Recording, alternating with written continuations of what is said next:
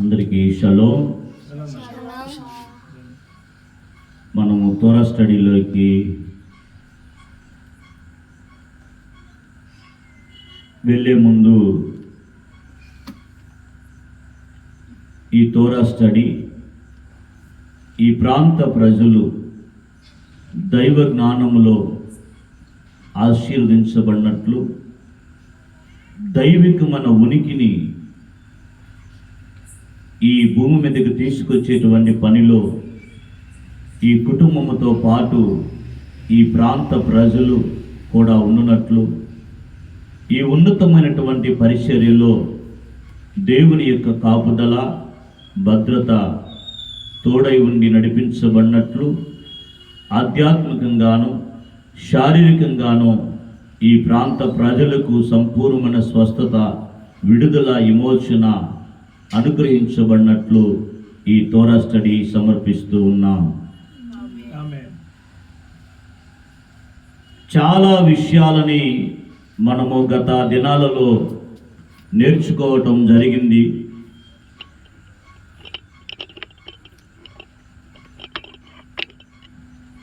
మనము ఈ తోరా స్టడీ ఎప్పుడు కూడా మనం ఎలా చేయాలి అని అంటే, బైబిల్ యొక్క కాలమానం ప్రకారంగా ఆదాము గారు మొదలుకొని ఇప్పుడు ప్రస్తుతం మనం ఉన్నటువంటి ఈ కాలానికి పెద్దలైనటువంటి వారు ఇచ్చేటువంటి వివరణ ఏమిటి అని అంటే, మనము ఇప్పుడు 5785వ సంవత్సరములో ఉన్నామని యూదియా పెద్దలు మనకి వివరిస్తారు. ఎంత? 5785 సంవత్సరాలు. ఈ కాలమును మనము గమనిస్తే రెండు భాగాలుగా మనము విడగొట్టినట్లయితే అది ఏమిటి? ఇప్పుడు ప్రస్తుతం ఏం చెప్తున్నారు? 2025వ సంవత్సరంలో ఉన్నాం. మరి 5785 సంవత్సరాలు తొలిమానవుడైన ఆదాము గారు మొదలుకొని ఉంటే, చాలామంది ఈ పిల్లలని యవనస్తులు మనం కదిలించినప్పుడు మనం 5785 సంవత్సరాలు ఉన్నాయా, మరి ఏంటంటే మాకు 2025 సంవత్సరాలు అని చెప్తున్నారు అని అంటారు. అంటే అంతకు ముందు ఉన్నటువంటి సంవత్సరాల గురించినటువంటి అవగాహన అనేది చాలామందికి లేదు. అలాగని అందరికీ లేదని మనం చెప్పట్లేదు. కానీ కాబట్టి ఈ కాలాన్ని మనం రెండు భాగాలుగా మనం చేసినట్లయితే ఇప్పుడు మనం ఉన్నటువంటి కాలంలో 2025వ సంవత్సరంలో మనం ఉన్నాము. ఈ 2025 సంవత్సరాలకు ముందు ఒక కాలము మనం తీసుకున్నట్లయితే తొలిమానవుడైన ఆదాము గారు మొదలుకొని చిట్ట చివరి ప్రవక్త మనకి తోరాలో అంటే తనాకులో మనకు చెప్పినటువంటి ప్రవక్త మలాకీ గ్రంథము వరకు కూడా మనకి ఆ కాలాన్ని మనం విభజించినట్లయితే మనం ఈ విషయాలని తేటతెల్లంగా మనము పరిగణలోకి తీసుకోవచ్చు. ఎలాగా అంటే, బైబిల్ని మనం ఎలా అర్థం చేసుకోవాలి, ఎలా దీన్ని చదవాలి, ఎలా దీన్ని చదివి మనము దేవుని యొక్క ఉద్దేశాన్ని మనము ఈ కొద్దిపాటి జ్ఞానములో జీవిస్తున్నటువంటి మనము అర్థం చేసుకోగలుగుతాము అనేటువంటి విషయాలని మనం ఇక్కడ క్లారిటీ తీసుకోవాలి. అర్థమవుతుందా? కాబట్టి యూదియా ప్రజలు ఎప్పుడైతే సీనాయి పర్వతము మీద దేవుడు యొక్క తోరాను ఇవ్వడం జరిగిందో, తోరా అంటే ధర్మశాస్త్రాన్ని ఇవ్వడం జరిగిందో, ధర్మశాస్త్రం అని అంటే మళ్ళీ అదేమిటి ధర్మశాస్త్రం అని అంటే, ఇశ్రాయేలు ప్రజలు ఏ విధంగా దేవుని ఎదుట జీవించాలి, ఏ విధంగా దేవుని ఎదుట వాళ్ళు ప్రవర్తించాలి, ఏది చేస్తే దేవునికి అనుకూలంగా ఉంటుంది, ఏది చేస్తే దేవునికి విరోధంగా ఉంటుంది, ఈ విషయాలన్నీ కూడా సీనాయి పర్వతము దగ్గర దేవుడు చెప్పడం అనేది జరిగింది. దానికంటే ముందున్నటువంటి వారు తొలిమానవుడైన ఆదాము గారు మొదలుకొని మోషే గారు వరకు కూడా మనం ఎన్ని తరాలని చెప్తున్నామో ఆ విషయాలన్నీ కూడా 26 తరాలు. ఎక్కడి నుంచి? ఆదాము గారు మొదలుకొని మోషే గారు వరకు కూడా ఏం పిల్లలు? 26 తరాలు. మరలా చెప్తున్నా, ఆదాము గారు మొదలుకొని నోవా గారు వరకు ఎన్ని తరాలు? 10 తరాలు. నోవా గారు మొదలుకొని అబ్రహాం గారు వరకు ఎన్ని తరాలు? 10 తరాలు. అప్పుడు ఎన్ని వచ్చినాయి? 20 తరాలు. అబ్రహాం గారు మొదలుకొని తర్వాత మోషే గారు వరకు 6 తరాలు.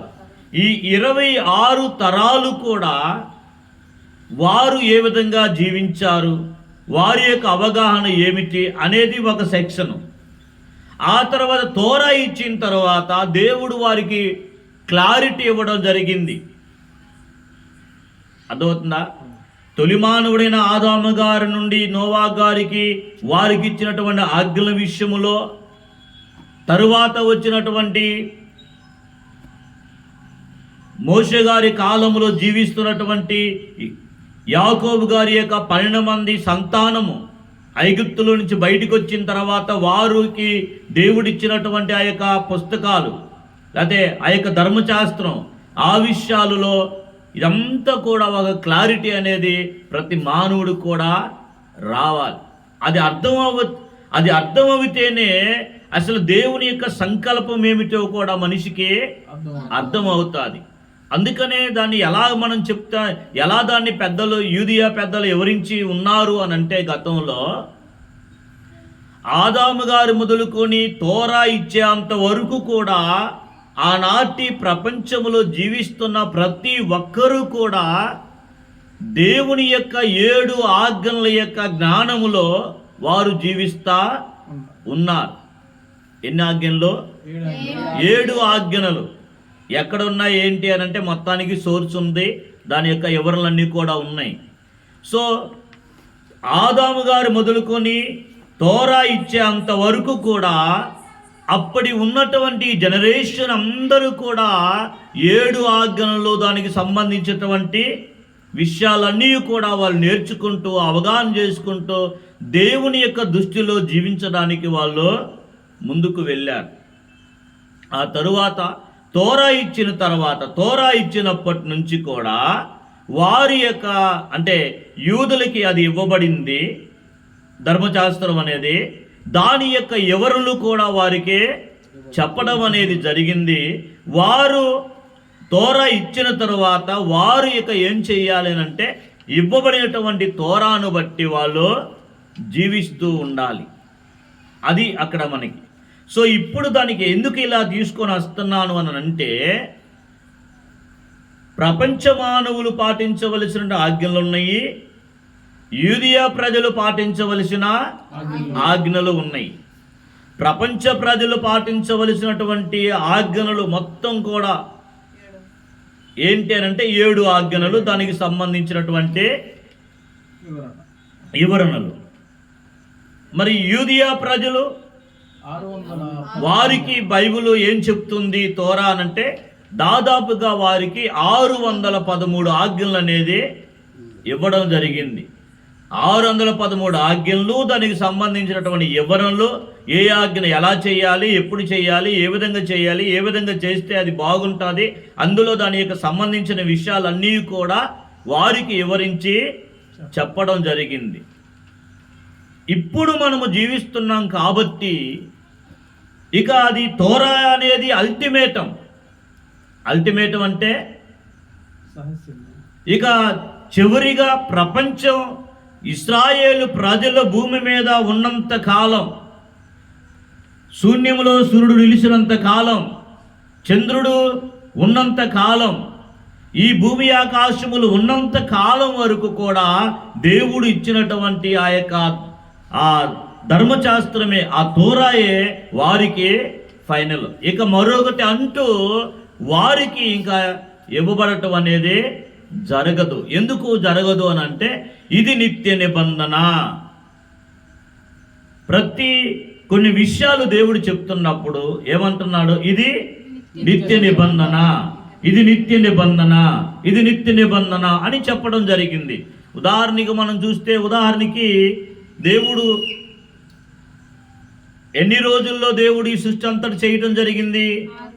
6 దినాలలో ఈ సృష్టి యావత్తు కూడా చేయటం జరిగింది. 7వ దినము విశ్రాంతి దినం. అది ఏ పని కూడా చేయడానికి, అంటే సృష్టి ప్రారంభములోనే దేవుడు 6 దినాల్లో సమస్తము సృజించి 7వ దినమున విశ్రమించారు. ఆయన ఏ పని కూడా ఆ రోజు చెయ్యలేదు.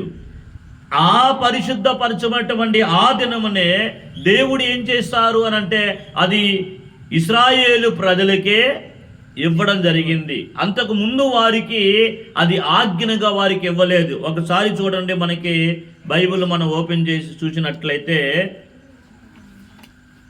ఆదికాండము 2వ అధ్యాయము 1వ వచనము 2వ వచనాన్ని మనం చదువుదాం.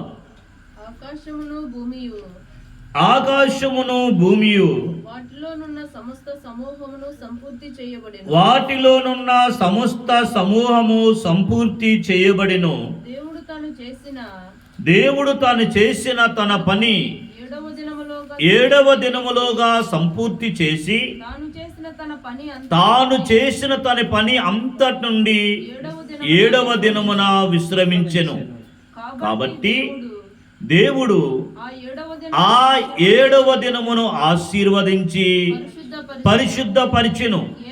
ఏలయనగా దానిలో దేవుడు తాను చేసినట్టు సృజించినట్టు తన పని అంతటి నుండి విశ్రమించెను అని చెప్పడం జరిగింది.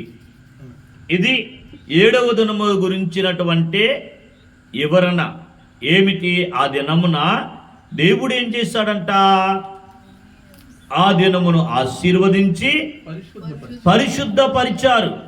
ఏ దినమును? 7వ దినమును. మరి 7వ దినమును దేవుడు ఆశీర్వదించి పరిశుద్ధపరిస్తే, మరి మిగతా 6 దినాల సంగతి ఏమిటి?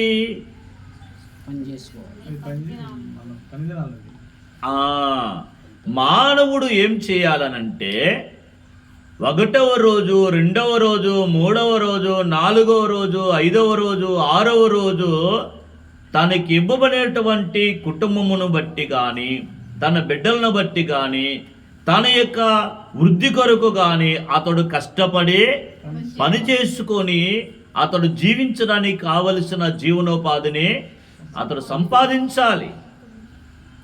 సంపాదించి ఏం చేయాలి అనంటే, ఒక మనిషి ఆ సంపాదనలో పడి అలాగే వెళ్ళిపోకుండా అతడు తిరిగి 7వ దినమున వెనక్కి వచ్చి 7వ దినమున విశ్రమించాలి. ఎందుకు తెలుసా? విశ్రమము అని అంటే ఎందుకు ఇచ్చాడంటే, ఒక మనిషిని అలా వదిలేశాము అని అంటే ఆ మనిషి ఎలా వెళ్ళిపోతాడో తెలియదు. అంత వ్యసనము ఈ యొక్క ప్రపంచంలో ఉంటుంది అని చెప్పేసి దేవుడు ఏం చేస్తాడంటే, 6 దినములు నువ్వు కష్టపడి పని చేసిన తర్వాత నువ్వు వెనక్కి వచ్చి 7వ దినమున వెనక్కి వచ్చి అని అంటే, పనుల్లో నుంచి వెనక్కిరా, నీ వ్యాపారంలో నుంచి వెనక్కిరా. అలాగా ఏదైతే ఈ భౌతిక ప్రపంచములో నువ్వు తలపెట్టిన కార్యాల అన్నిటిలో నుంచి నీ వెనక్కి వచ్చి ఆగి, అది దేవుని యొక్క విశ్రాంతి దినము అని ఆ పరిశుద్ధపరచబడిన దినములోనికి, ఆశీర్వదించబడిన దినములోనికి నీవు వచ్చి ఉండాలి అనేది దేవుని యొక్క ఉద్దేశం. ఆ ఉద్దేశాన్ని ఇక్కడ మనకి చెప్పలేదు, కానీ అది ఎక్కడ చెప్పారు మనకి అనంటే, అది ఆజ్ఞగా ఎక్కడ ఎవరికి ఇవ్వబడింది అంటే ఒక్కసారి మనం చూద్దాం. నిర్గమాకాండము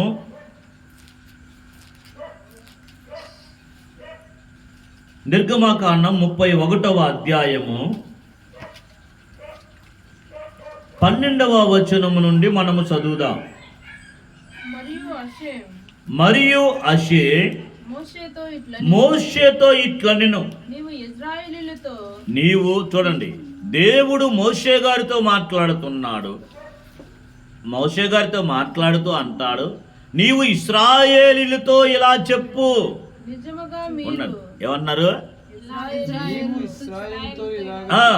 నేను నీతో చెప్పే మాటలు నీ వరకే కాకుండా నీవేం చేయాలి? ఇజ్రాయెల్ ప్రజలతో చెప్పాలి. నీవు ఇశ్రాయేలీయులతో చెప్పు. ఏమని? నిజముగా మీరు నేను నియమించిన విశ్రాంతి దినములను ఆచరింపవలెను అన్నాడు. ఎలాగా? ఎలాగా అంటే నిజముగా. ఇదేంటి నిజముగా అంటే? ఎందుకు దేవుడు ఇలా చెప్తున్నాడంటే, నీవు ఇక ఇదే నిజం. నీ వ్యక్తిగత జీవితంలో నీవు పాటించాల్సింది ఏమిటి అని అంటే ఇదే నిజం. ఈ దినమే నిజం. ఈ విశ్రాంతి దినమే మన వ్యక్తిగత జీవితంలో నిజం. అందుకే ఇక్కడ మాట నిజముగా మీరు అనగా ఎవరు? ఇశ్రాయేలు ప్రజలు నేను నియమించిన విశ్రాంతి దినములను ఆచరించాలి. ఏం చేయాలి? మీరు ఆచరించాలి. మిమ్మును పరిశుద్ధపరచు అషేమును నేనే అని తెలుసుకొనున్నట్లు అది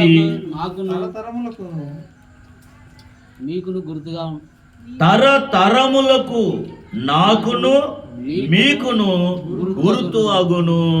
ఎప్పుడెప్పుడు ఇది? ఇప్పుడు నేను దేవుడు మోషే గారితో మాట్లాడుతున్నాడు. మోషే గారు అప్పుడున్నటువంటి ప్రజలతో మాట్లాడుతున్నారు. మరి వారి తర్వాత జనరేషన్ పుట్టినప్పుడు ఏంటి పరిస్థితి అనంటే, అందుకనే ఇది దేవునికిని ఇశ్రాయేలు ప్రజలకు మధ్య ఒక గుర్తు. నీకు అన్ని జనాంగాలుగా జీవిస్తున్నటువంటి మనము దేవునికి మనకి మధ్య గుర్తు ఏమిటి కదా? అందుకనే దేవుడు ఇది ఇశ్రాయేలు ప్రజలు ఐగుప్తులో నుంచి బయటికి వచ్చినప్పుడు వారితో మాట్లాడుతున్నటువంటి మాట నిజముగా మీరు నేను నియమించిన విశ్రాంతి దినములను ఆచరింపవలను, మిమ్మును పరిశుద్ధపరచు అషేమును నేనే అని తెలుసుకున్నట్లు అది మీ తరతరములకు నాకును మీకును గుర్తగును. సుధా ఎవరెవరికి? మీకు అనగా ఇశ్రాయేలుకును, నాకు అనగా దేవునికి మధ్య గుర్తు. తర్వాత అంటాడు, కావున మీరు విశ్రాంతి దినము ఆచరింపవలను, నిశ్చయముగా అది మీకు పరిశుద్ధము. ఏమన్నాడు? నిశ్చయముగా అంటే ఏమిటి? ఈ పదాలని మనము చాలా జాగ్రత్తగా చదవాలి, అది మనం పట్టుకోవాలి. ముందు నిజముగా అన్నాడు దేవుడు. అంటే ఎవరు చెప్తున్నారు? ఇది ఒక పాస్టర్ గారు చెప్తలేదు. సర్వోన్నతులైనటువంటి దేవుడే తన ప్రజలు ఏమి చేయాలి అనేటువంటి విషయాలని వారికి చెప్తూ ఉన్నాడు. అందుకని చెప్తూ అంటాడు, నిశ్చయముగా అది మీకు పరిశుద్ధము. ఏది పరిశుద్ధము? ఇశ్రాయేలు ప్రజలకి విశ్రాంతి దినము ఇశ్రాయేలులకి పరిశుద్ధము. దానిని అపవిత్రపరచువాడు తన ప్రజల్లో నుండి కొట్టివేయబడతాడు. తర్వాత 6 దినములు పని చేయవచ్చును. 7వ దినము అషేముకు ప్రతిష్ఠితమైన విశ్రాంతి. ఏంటంటే దీని యొక్క వర్ణన ఇది ఏమంటున్నాడు? అషేముకు ప్రతిష్ఠితమైన విశ్రాంతి దినం. ఎవరికి? మానవునికి కాదు. ఆ దినము యొక్క గొప్పతనం గురించి మాట్లాడుతూ అంటాడు, ఆ విశ్రాంతి దినమున ఆ విశ్రాంతి దినమును అనగా ప్రతిష్ఠితమైనటువంటి విశ్రాంతి దినము అనాల. మనం ఏమనాలి? ప్రతిష్ఠితమైన విశ్రాంతి దినమున పనిచేయు ప్రతి వాడును తప్పక మరణ శిక్ష నొందుతాడు అని అంటే ఆ దినము ఎంత పరిశుద్ధమైనది, అది ఎంత ప్రాముఖ్యం, అసలు యూదుడైనటువంటి వానికి అది ఎంత ప్రాముఖ్యము కదా.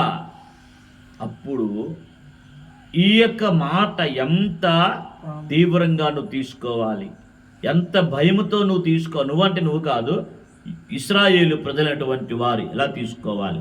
తర్వాత ఇశ్రాయేలీయులు తమ తరతరములకు విశ్రాంతి దినాచారమును అనుసరించి ఆ దినము ఆచరింపవలెను, అది నిత్య నిబంధన. ఏ నిబంధన? ఏమా ఏ నిబంధన? నిత్య నిబంధన. నిత్య నిబంధన అంటే కూర్చో. సూర్యుడు ఉన్నంత కాలం, చంద్రుడు ఉన్నంత కాలం ఉంటుంది, ఉన్నంత కాలం ఉంటుంది, భూమి ఆకాశం ఉన్నంత కాలం ఉంటుంది. యూదుడికి దేవునికి మధ్య గుర్తు కాబట్టి యూదు అంటే ఇశ్రాయేలు ప్రజలు భూమి మీద ఉన్నంత వరకు కూడా అది వారికి దేవునికి మధ్య నిబంధన, నిత్య నిబంధన.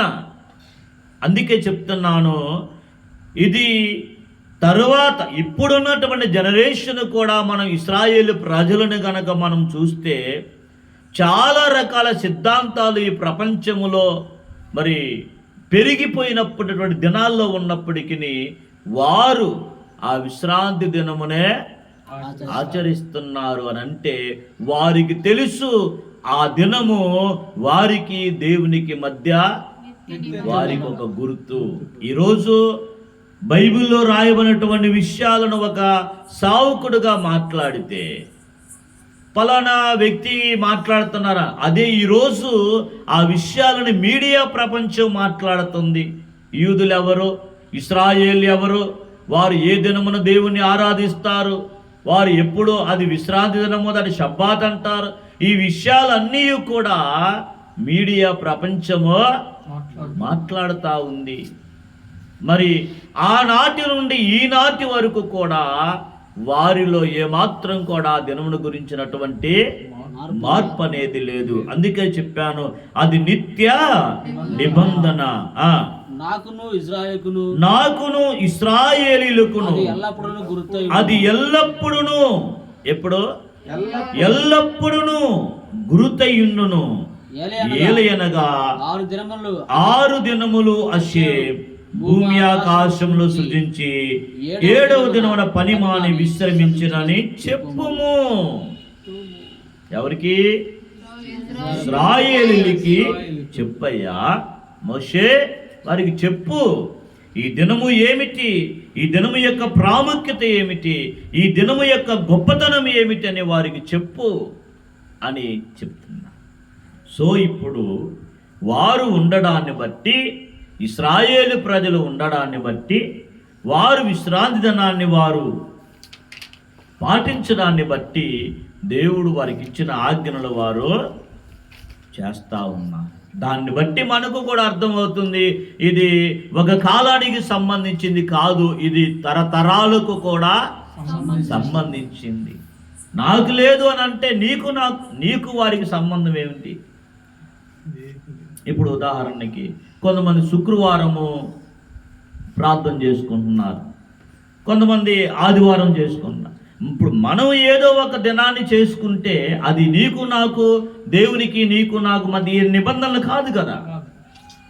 సర్వోన్నతుడైనటువంటి దేవుడు సృష్టి ప్రారంభము నుండి ఒక్కొక్క తరాన్ని చూసుకుంటా వస్తూ అబ్రహాము యొక్క సంతానముతో చేసినటువంటి ఆ నిత్య నిబంధన. సో ఇప్పుడు మనం ఏం మాట్లాడుతున్నాము అని అంటే, దీని 2 భాగాలుగా మనం చేసుకుంటే, ఇక వారికి ఇవ్వబడినటువంటి ఆ తోరా అదే ఇక వారి జీవితంలో అల్టిమేటం. ఇంతకుముందు మనం మాట్లాడినప్పుడు చెదిరిపోయినటువంటి యూదులు తిరిగి వచ్చినప్పుడు వారు మరలా ఏం చేస్తారు?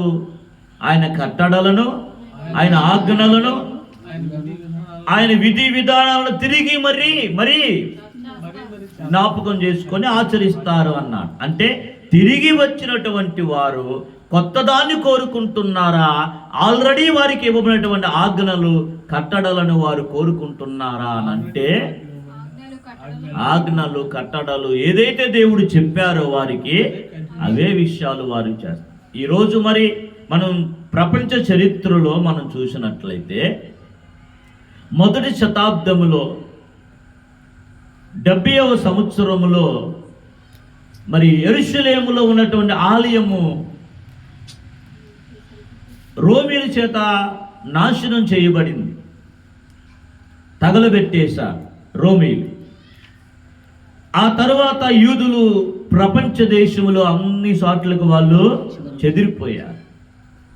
చాలా సంవత్సరాలు వారికి భూభాగము లేదు. అసలు వారు ఎవరు ఆ భూభాగంలో ఉన్నవారు? ఒకవేళ కొద్దిపాటి శేషం అక్కడక్కడ ఉన్నప్పటికీ అది అన్యుల యొక్క పరిపాలన కింద పిలువబడుతుందే కానీ ఇశ్రాయేలు భూభాగముగా అది పరిగణించబడలేదు. బాగా అర్థం చేసుకోండి. మనమైతే మన భారతదేశం యొక్క చరిత్ర మనమైతే మనము మన భారతదేశంలోనే ఉన్నాము, వేరే వాళ్ళు వచ్చి మనల్ని పరిపాలించారు. బాగా అర్థం చేసుకోండి. మనం మన దేశంలోనే ఉన్నాము. ఆయా సమయాలలో డచ్ వారని, ఫ్రెంచ్ వారని, ఆంగ్లేయులు, బ్రిటిష్ వాళ్ళు అందరూ కూడా మన భారతదేశానికి వచ్చి చివరికి ఈ దేశాన్ని వాళ్ళు స్వాధీనం చేసుకొని పరిపాలన అనేది చేయడం అనేది జరిగింది. కానీ ఇశ్రాయేలు ప్రజలు అలా కాదు. వారు చెదరగొట్టబడ్డారు ప్రపంచ దేశాలకి. వారికి భూభాగం అంటూ ఏమీ లేదు. అలాంటి వెళ్ళిపోయినటువంటి వారు చాలా సంవత్సరాల తర్వాత తిరిగి వచ్చి మా భూభాగం మాకు కావాలని కొద్ది కొద్దిగా కొంతమందిగా ఒక్కొక్కరుగా చేరుకొని ఆ వారి మధ్యలో వీరు నివాసం ఏర్పాటు చేసుకొని చివరికి దైవ సంకల్పాన్ని బట్టి ఆ భూభాగాన్ని మనం ఏ విధంగా 1947లో మనం భారతదేశానికి స్వాతంత్రం వచ్చిందో ఆ నెక్స్ట్ ఇయర్ 1948వ సంవత్సరంలో ఇశ్రాయేలులు కూడా స్వాతంత్రం అనేది వచ్చింది.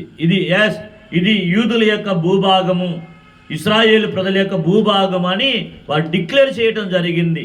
అప్పుడు కొద్ది మంది ప్రజలు ఉన్నారు, యూదియా ప్రజలు. ఆ తర్వాత యెరూషలేము ఇశ్రాయేలు భూభాగం డిక్లేర్ చేసిన తర్వాత చాలా మంది ప్రజలు వలస వచ్చి ఆ ప్రాంతంలో ఉన్నారు. సో ఇప్పుడు మన పాయింట్ ఏంటంటే, చెదరగొట్టబడిన వారు ఇతర దేశాలకు బానిసలుగా లేకపోతే బందీలుగా వెళ్ళిపోయినటువంటి వారు తిరిగి వచ్చి ఈ రోజు వారు ఏం చేస్తున్నారంటే దేవుని యొక్క ఆజ్ఞలు, కట్టడలు, షబ్బాతు యొక్క విషయాలు వారు చేసుకుంటా వెళ్తా ఉన్నారు. అందుకే ఈరోజు మనం కూడా ఆ విషయాలనే గుర్తించగలిగాం, ఆ విషయాలని అర్థం చేసుకోగలుగుతున్నాం. అదే వెళ్ళిపోయినటువంటి వారు అడ్రస్ లేకుండా పోతే మనకి ఎవిడెన్స్ ఏది? తరతరాలకు నిత్య నిబంధన అని చెప్పినటువంటి దేవుడు ఆ ప్రజలే లేకపోతే దేవునికి ఇశ్రాయేలు ప్రజల మధ్యలో గుర్తుగా ఏది? ఈరోజు మనం చూద్దాం, ప్రపంచంలో రోమీలు ఒకప్పుడు ప్రపంచాన్ని పరిపాలించారు. ఈరోజు రోమీ సామ్రాజ్యాలు బాబులోని ప్రపంచాన్ని పరిపాలించింది. అట్లాగా ప్రపంచంలో మనం చూస్తే చాలా పెద్ద పెద్ద రాజ్యాలు వేసాయి. ఆ జనరేషన్స్ ఎవరైనా ఉండి ఇదిగో మేము పలానా తాలూకు అని అంటున్నారా అంటే ఏమీ లేదు. కానీ అన్ని సామ్రాజ్యాల చేత తొక్కబడి, అన్ని సామ్రాజ్యాల చేత నలగొట్టబడి, హింసించబడి, చెదరగొట్టబడినటువంటి ప్రజలు ఇప్పుడు కూడా వారు ఉండి జీవించి వారు సృష్టికర్త యొక్క గొప్పతనానికి సాక్షిగా నిలబడ్డారు. ఒక దేశముగా వారు ఆవిర్భావం అయ్యారు. ఆనాటి నుండి నేటి వరకు కూడా వారు ఉన్నారు. వారు ఉండడాన్ని బట్టే ఈయనే సృష్టికర్త అని మనం తెలుసుకోగలుగుతాం. కీర్తనలో మనం ఒకసారి చూస్తే, కీర్తన గ్రంథం ఒకసారి మనం అది చదివాం కదా, 66లోనా,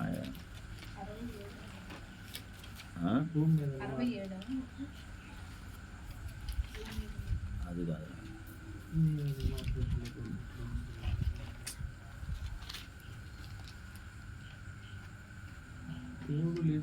66వ కీర్తన 8వ వచనాన్ని మనం చదువుదాం.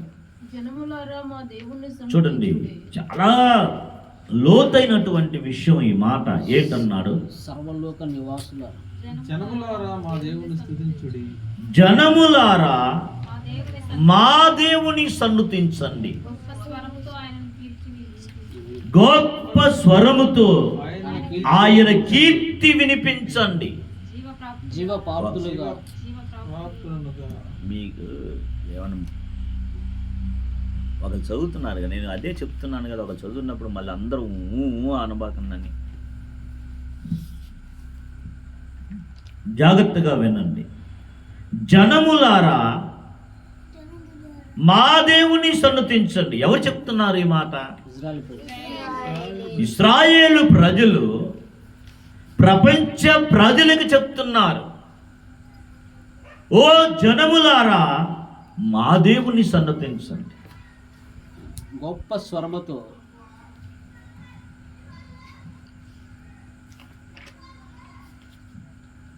మా దేవుని సన్నతించండి. అదేంటి? జనములకి, ప్రపంచ ప్రజలకి మా దేవుణ్ణి సన్నతించని చెప్పి మీ దేవునితో మాకేంటి సంబంధం? ఒకవేళ ప్రశ్న వేస్తుంటే, మా దేవుడు అని నువ్వు అంటున్నావు, మీ దేవుణ్ణి సన్నతించాల్సిన పని నాకేమిటి అని ఒకవేళ మనం అన్నామనుకో, దానికంటాడు గొప్ప స్వరముతో ఆయన కీర్తి వినిపించండి అని చెప్తూ ఏమన్నాడు? జీవ ప్రాప్తులనుగా మమ్మును కలుగు చేయువాడు ఆయనే. ఏం చేస్తాడంట? అంటే మేము జీవించి ఉండడానికి, మేము జీవించి మా విశ్వాసాన్ని ముందుకు తీసుకొని వెళ్ళడానికి, ఈ ప్రపంచ ప్రజల చేత తొక్కవనటువంటి మేము తిరిగి నూతన జీవముతో ఈ ప్రపంచంలో జీవించి ఆ సర్వోన్నతులైన దేవునికి సాక్షిగా నిలబడటానికి ఆయనే మమ్మల్ని జీవ ప్రాప్తులుగా కలుగు చేస్తారు. అర్థమవుతుందా? మమ్మల్ని తొక్కాలనుకున్నటువంటి ఆ ప్రజలు, ఆ రాజ్యాలు నేలమట్టమైపోతే మేము తిరిగి పునరుజ్జీవించబడ్డాం, తిరిగి సస్టైన్ అవుతున్నాం. ఈ భౌతిక ప్రపంచంలో దేవుని యొక్క ఉనికిని కాపాడటానికి మేము తిరిగి ఈ భౌతిక ప్రపంచంలో బ్రతికాం. ఇలా మేము ఉండడానికి కారణము మా దేవుడు. అందుకనే చెప్తున్నా, ఆయన మా పాదములు కదలనీయడు అని చెప్తున్నా. అది వాళ్ళ యొక్క, అందుకనే వాళ్ళు అంత గట్టిగా ఈ ప్రపంచ ప్రజలకు చెప్తున్నారు, మా దేవుని సన్నతించండి అని. ఎవరయ్యా మీ దేవుడు అనంటే, ఎవరయ్యా మీ దేవుడా? రా, సృష్టి ప్రారంభములో తోరా ఇచ్చిన తరువాత మాకు దేవునికి మధ్య గుర్తుగా ఏ దినాన్నైతే దేవుడు మాకు ఇచ్చాడో ఆ విశ్రాంతి దినమున మేము నాటి నుంచి నేటి వరకు కూడా అది నిత్య నిబంధనగా మా జీవితంలో చేస్తాం. ఒకరోజు యూదులు చాలా గొప్ప గొప్ప వ్యాపారాలు చేస్తారు. వాళ్ళకున్న తెలివితేటలు, వాళ్ళకున్న జ్ఞానం ప్రపంచం వారిని కోరుకుంటుంది. రా, మా సంస్థకి ఒక సలహా చెప్పు, మా వ్యాపారానికి ఒక సలహా చెప్పు అని ఇలాగా ప్రపంచంలో ఉన్నటువంటి మేధావులు వారి జ్ఞానాన్ని కోరుకుంటారు. అలాంటి వారిలో రబ్బీలైనటువంటి వారు చాలామంది ఉన్నారు. అర్థమవుతుందా? ఒకరోజు ఒక పెద్ద డీల్ మాట్లాడాల్సిన పరిస్థితి వచ్చింది. ఎంత డీల్ అంటే ఈ రబ్బీ గారికి ఆ వ్యాపార అన్నిటిలో ఆయనకి చాలా జ్ఞానం ఉంది. సో వారు మీటింగ్ పెట్టారు. ఏం పెట్టారనంటే, అది ఎప్పుడు పెట్టారంటే విశ్రాంతి దినము రోజు, శనివారం రోజు వారు మీటింగ్ పెట్టారు. మీటింగ్ పెట్టి ఈ రబ్బీ గారికి ఇన్విటేషన్ పంపించారు. పలానా రోజు మన వ్యాపారం సంబంధించినటువంటి ఇది చాలా పెద్ద డీల్, ఇది ఆ రోజు మనందరం గ్యాదర్ అవ్వాలని చెప్పేసి పెట్టారు. అప్పుడు రబ్బీ గారు ఆ ఇన్విటేషన్ చూసి నేను రావట్లేదు మీటింగ్కి అని అన్నాను. అదేంటి రావట్లేదేంటి, మీటింగ్ రాకపోతే ఎలాగా అని చెప్పేసి అన్నా. నేను ఆ రోజు మీటింగ్కి రాను, నాకు దేవుడు విశ్రాంతి తీసుకోమని చెప్పారు, నేను విశ్రాంతి తీసుకుంటాను, నేను ఆ రోజు మీటింగ్ రాను. వాళ్ళ డీల్లో ఉన్నటువంటి ఆ డబ్బు కాకుండా ఈయనకి చాలా ఆఫర్ చేశారు ఆ మీటింగ్ రావడానికి. నో అంటే నో అన్న రబ్బీ. అప్పుడు అలా ఈయన పిచ్చోడా, ఇంత డబ్బు ఊరక మీటింగ్కి వచ్చి ఒక సలహా, నీ సలహా మాకు ఇస్తే, ఆ మీటింగ్కి వచ్చి నీ సలహా మాకు ఇస్తే చాలు అని నీ ఉచితంగా రావడానికి ఇన్ని వేల రూపాయలు నీకు ఉచితంగా ఇస్తామని అంటే ఎందుకు నువ్వు తిరస్కరిస్తున్నావు? నాకు దీనికంటే నా దేవుడి యొక్క ఇచ్చినటువంటి ఆజ్ఞను పాటించడమే నాకు శ్రేష్టము. నా దేవుడు మాకు చెప్పాడు, 6 దినాలు పని చేసుకో, కష్టపడు, 7వ దినమున విశ్రాంతి తీసుకోమని. నీవు నా ఎదురుగా పెట్టేటువంటి ఈ వేలు కానీ, లక్షలు కానీ, కోట్లు కానీ, వాటన్నిటికంటే నాకు ఈ దినము చాలా శ్రేష్టమైనది అని చెప్పేసి, అది వాళ్ళ యొక్క స్ట్రెంగ్త్, అది వారి యొక్క వారు నిలబడి దేవుని కొరకు నిలబడేటువంటి ఆ తీరు తిన్ను. మనకు అంత డీల్ వస్తే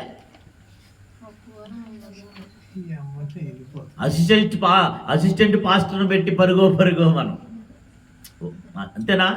లేదు పాస్టర్ గారు ఈరోజు నాకు వేరే చోట మీటింగ్ ఉంది, కానీ ఆ డీల్ మనకు వచ్చిందంటే ఇంకేముంది, మరి చాలా చారిటీలు చేయొచ్చు, ఎన్నో రకాలుగా చెప్పుకొని సరేనండి, జాగ్రత్త అండి, బాయ్ అండి, నేను చూసుకుంటానండి అని చెప్పేసి ఇద్దరు మాట్లాడుకొని వెళ్ళిపోతారు కదా.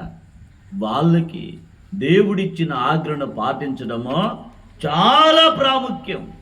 అందుకనే సమూయేలు గ్రంథము మనం చూసినట్లయితే, సమూయేలు మొదటి గ్రంథం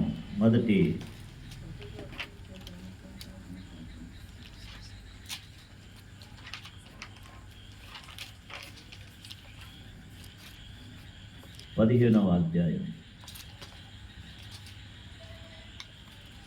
22వ వచనాన్ని నేను చదువుతాను, మీరందరూ వినండి. అందుకు సమూయేలు తాను చలివిచ్చిన ఆజ్ఞను ఒకడు గైకొనుట వలన అషేము సంతోషించున్నట్లు. ఏమన్నాడు? తాను చలివిచ్చిన ఆజ్ఞను ఒకడు గైకొనున్నట్లు. తాను చలివిచ్చిన ఆజ్ఞను ఒకడు గైకొనుట వలన అషేము సంతోషించినట్లు ఒకడు దహన బలులను అర్పించుట వలన ఆయన సంతోషించునా? ఆలోచించుము.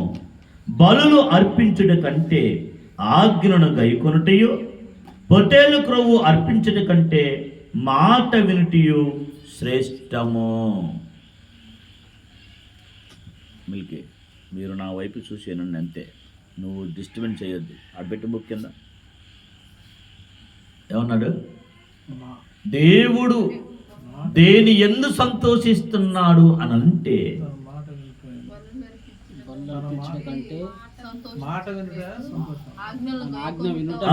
తాను చలవిచ్చిన, అంటే దేవుడు చలవిచ్చిన ఆజ్ఞను ఒకడు గైకొనుట వలన దేవుడు సంతోషిస్తాడు. నీ యందు నా యందు, లేకపోతే అన్ని నోవాహీలుగా ఉంటున్నటువంటి మన యందు కానీ, యూదులుగా ఉంటున్నటువంటి వారి యందు కానీ దేవుడు దేనిని బట్టి దేవుడు సంతోషిస్తాడు, దేనిని బట్టి దేవుడు ఆనందిస్తాడు అనంటే ఆజ్ఞను గైకొనుట వలన. ఇక్కడ వాళ్ళు ఎంత ఆఫర్ చేశారో ఈ రబ్బీ గారు, లైఫ్ టైం సెటిల్మెంట్ అయిపోద్ది. ఇక మిగతా విశ్రాంతి దినాలన్నీ కూడా ఆయన చక్కగా చేసుకోవచ్చు. కానీ చెప్పారు కదా, విశ్రాంతి దినమును తప్పక నువ్వు ఆచరించాలి, విశ్రాంతి దినం అతిక్రమించితే అతను మరణ శిక్ష అన్న. యూదుడికి అంత తీవ్రమైనటువంటి ఆజ్ఞ అంటే అప్పుడు ఖచ్చితముగా నిశ్చయముగా ఆ దినము అతడు దేవునితో ఉండాలి. అది వారి యొక్క నిబంధన, అంత ఖచ్చితమైన నిబంధన. మన ప్రపంచం చాలామంది అనుకుంటారు దేవుని పని చేస్తాం. దేవుని పని చేయటం, దేవుని సేవ చేయటం అది ఒక యూదుల యొక్క విధానంలో మన వల్ల కాదు. అది అంత హై లెవెల్లో ఉంటుంది దేవుని యొక్క ఆజ్ఞను పాటించడం అనేది. దేవుడు ఎలా చెప్పాడో ఆజ్ఞని, ఎలా పాటించమన్నాడో అదే విధంగా పాటించాలి. నీ ఒక రకంగా ఆలోచించి నీవు దాన్ని నీకు అనుకూలంగా తిప్పి ఇలా కూడా చేయొచ్చని మనం అనుకుంటే అది పొరపాటు అవుతుంది, అతిక్రమముతో అవుతుంది. అందుకని ఇక్కడ సమూయేలు గారు సౌలుతో మాట్లాడుతున్నా, ఏం చేశావు సౌలా నువ్వు అని అంటే, అయ్యా నేను దేవునికి బలులు అర్పించాను, దహన వల్ల ఇవన్నీ చెప్పుకొని వస్తున్నా. దేవుడు అలా ఇవ్వమని చెప్పలేదు. దేవుడు ఇవ్వమని చెప్పకుండా వేరే ఒక మాట చెప్తే నువ్వు ఆ మాట చేయకుండా ఇది చేసి నేను దేవునికి చేశానంటావు ఏమిటి? నీకు దేవుడు ఏం చెప్పాడో అదే చేయి, ఎగస్ట్రా అవద్దు. అందుకని ఇక్కడ దేవుని మాట వినుట కంటే, అంటే దేవుని ఆజ్ఞను పాటించడమే నీ దహన బలులు అర్పించిన దానికంటే శ్రేష్టమైనదిగా ఉంది. అప్పుడు పాపము నిమిత్తము అర్పించేటువంటి ఆ దహన బలి కానీ, పాప ప్రాయశ్చిత్తార్థం బలి కానీ, అది దానికంటే దేవుని ఆజ్ఞ ఎంత పై స్థాయిలో ఉందో ఆలోచించు. బలర్పిస్తే పోతుంది అని చెప్పేసి ఒకవేళ నీవు అనుకొని దేవునితో ఈ బలి ద్వారానే నేను దేవునితో సహవాసం చేస్తానని ఆయన ఆజ్ఞ అతిక్రమించావంటే దేవుడు నీకేం చెప్పాడో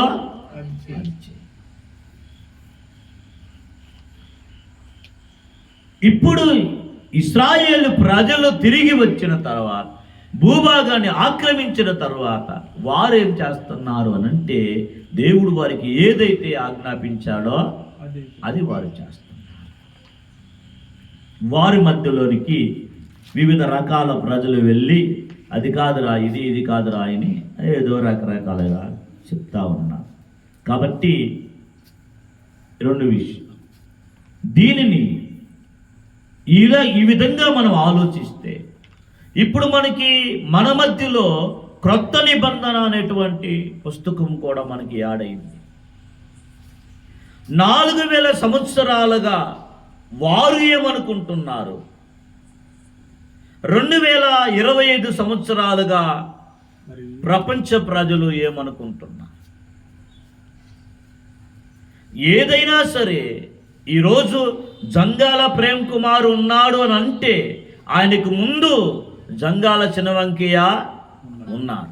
ఆయనకు ముందు అదే ఇంటి పేరుతో వాళ్ళ తాత, అదే ఇంటి పేరుతో వాళ్ళ ముత్తాత వాళ్ళు ఉన్నారు. కాబట్టి వాళ్ళ జనరేషన్ల నుంచి వచ్చినటువంటి వారందరూ కూడా అదే ఇంటి పేరుతో పిలువబడుతున్నారు కదా.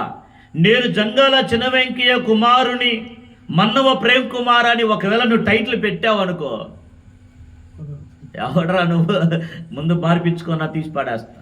అంటే నీ అడ్రస్ ఏమై ఉండాలంటే, తర్వాత వచ్చే జనరేషన్ యొక్క పునాది ఏమై ఉండాలనంటే, ఏదైతే మీ యొక్క తాత ముత్తాతల నుంచి వస్తుందో ఆ పేరు, అది ఎవరు పెట్టారో ఎక్కడ ప్రారంభమైందో తెలియదు, కానీ మీ నాన్న మీ ఇంటి పేరు నీకేం చెప్పాడో దాని మీద నీ పేరు ఉండాలి.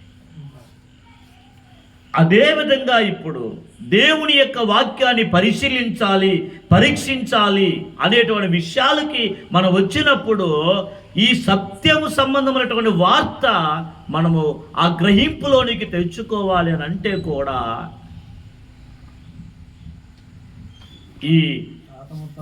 ఈ దేవుడు ఇశ్రాయేలు ప్రజలకి సీనాయి పర్వతం మీద ఇచ్చినటువంటి ఆ తోరా యొక్క విషయాలు అల్టిమేటం అంటే ఫైనల్ కాబట్టి దానికి సంబంధించి ఏది దేవుడు వారికి వివరించాడు, ఏది నిత్య నిబంధన అని చెప్పారు, అది ఏ కాలానికి సంబంధించింది ఏమిటి అని అంటే అది ఎప్పటికీ కూడా సంబంధించింది.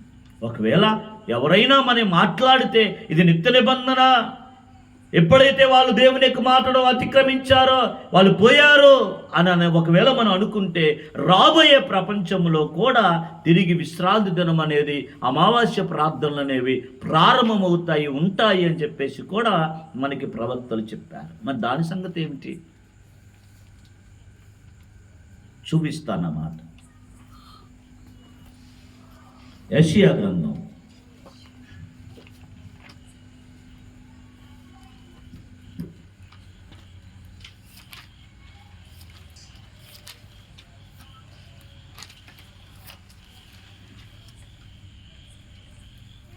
66వ అధ్యాయము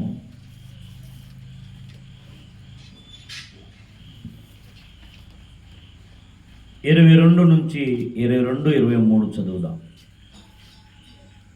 నేను సృజించబోవు క్రొత్త ఆకాశమును క్రొత్త భూమియు లయము కాక నా సన్నిధిని నిలుచున్నట్లును నీ సంతతియు నీ నామమును నిలిచియుండును.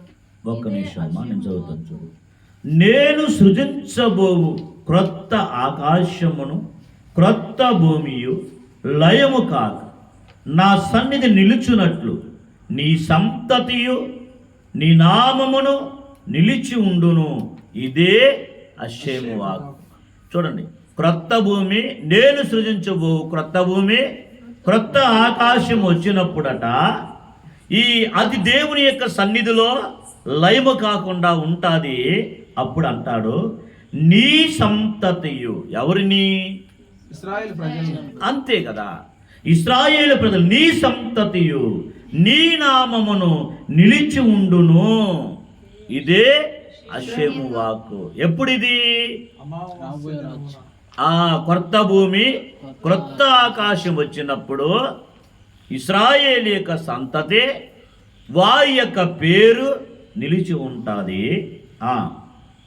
ప్రతి అమావాస్య దినమునను ప్రతి విశ్రాంతి దినమునను నా సన్నిధిని మృక్కుటకై అప్పుడు సమస్త శరీరులు వచ్చెదరు అని అషేము చలవిచ్చుచున్నాడు. ఉన్నవాడు అనువాడు తొలి మానవుడైన ఆదాముని సృజించినటువంటి ఆయన చలవిస్తున్నాడు. ఏం ప్రేమ్ కుమార్? క్రొత్త భూమి క్రొత్త ఆకాశం వచ్చినప్పుడు ఇశ్రాయేలు ప్రజలు దేవుని ఎదుట వారు ఉంటారు. విశ్రాంతి దినమున అమావాస్య దినమున నా సన్నిధిని మ్రొక్కడానికి సమస్త శరీరులు వచ్చెదరు అని చెప్తున్నారు. అప్పుడు ఇశ్రాయేలు ప్రజలతో పాటు అన్ని జనాంగాలటువంటి వారు, సృష్టికర్త ఒక్కడే, ఆయన తప్ప మరొకటి లేదు అనేటువంటి విశ్వాసములో ఉన్నటువంటి వారు అప్పుడు ఆ రాబోయే రాజ్యములో చేరిన తర్వాత జరుగుతున్నటువంటి మాట. అందుకనే నా మందిరము సమస్త అన్యజనులకు ప్రార్థనా మందిరం అనబడుతుందని చెప్పిన మాట నెరవేర్పు అక్కడ జరుగుతుంది. అందుకనే ప్రపంచము ఇశ్రాయేలు ప్రజల యొక్క 3వ దేవుని ఆలయం కట్టబడతాదని ఎదురు చూస్తాము. ఆలయం అంటే ఒక్కటే ఏంటి? ఇప్పుడు కొత్త ఆకాశం కొత్త భూమి అంటే మళ్ళీ ఇంకో ఆకాశం మనం సృజిస్తారా, లేకపోతే ఆలయం అని దాన్ని ఆలయం వస్తుంది అని దాని గురించి చెప్పారా, వివరించారా? క్రొత్త భూమి క్రొత్త ఆకాశము అని అంటే భూమాకాశాలు ఉన్నాయి కదా, ఉన్నాయి. అది మళ్ళీ రీఫైన్ అవుతుందా లేకపోతే ఏంది? అది ఇప్పుడు మనం ఉన్నాం, మనకి తెలియదు. కానీ అంటే నీ ఒక సైంటిఫిక్ లేదా ఒక డాక్టర్ని మనం అడిగితే మన శరీరములో ప్రతిరోజు కొత్త కణాలు పడతానే ఉంటాయి, చచ్చిపోతానే ఉంటాయి. మనకు తెలియకుండానే మన బాడీలో ప్రతిరోజు ఒక పునరుజ్జీవం అనేది జరుగుతుంది, రీఫ్రెష్ జరుగుతుంది. కణాలు పుడతాయి, చచ్చిపోతాయి.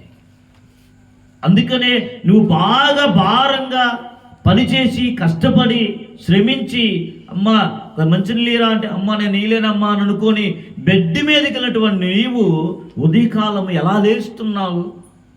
అదే బలహీనత లేస్తున్నావా? అదే నీరసంతో పడుకున్నటువంటి విధంగా లేస్తున్నావా, లేకపోతే ఒక శక్తివంతముగా లెగుస్తున్నావా? ఒకవేళ మానవుడు ఏ అలసిపోయి పడుకున్నాడు అదే విధంగా లేస్తే ఈరోజు ప్రపంచంలో ఏ పని కూడా చేయడానికి మానవుడికి శక్తి లేదు. ఏం జరుగుతుంది?